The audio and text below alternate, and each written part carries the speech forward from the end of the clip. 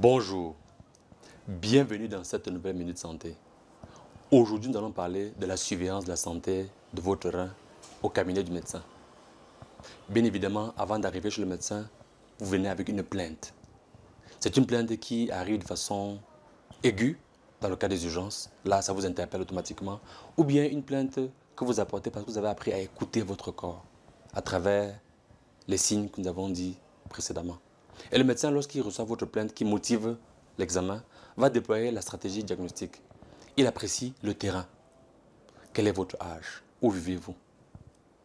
Où est-ce que vous avez travaillé? Ce sont des éléments qui permettent d'apprécier à peu près, de façon anticipée, le type de pathologie qui peut être à l'origine.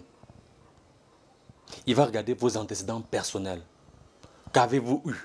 Ou bien, qu'avez-vous comme maladie existante qui peut expliquer une complication rénale?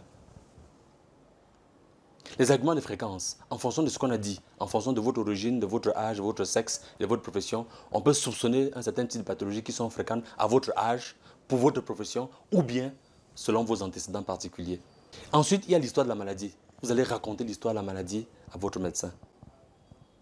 La façon dont les choses sont déroulées, des facteurs favorisants, des facteurs aggravants, vont lui permettre de distinguer qu'est-ce qui peut être à l'origine de votre pathologie.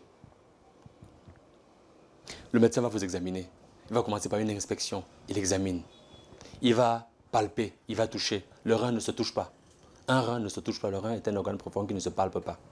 Il va percuter. Le rein ne fait pas mal. Si ça fait mal, on parle de signe de Giordano positif. Et enfin, il va ausculter. Quand il y a une hypertension, l'artère rénale va émettre un souffle. Ensuite, le médecin va faire un ensemble d'examens pour s'aider, essayer de comprendre.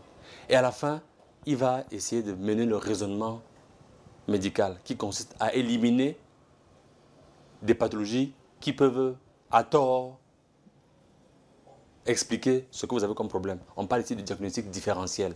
Il faut s'assurer que ce n'est pas ceci pour être sûr que c'est effectivement cela.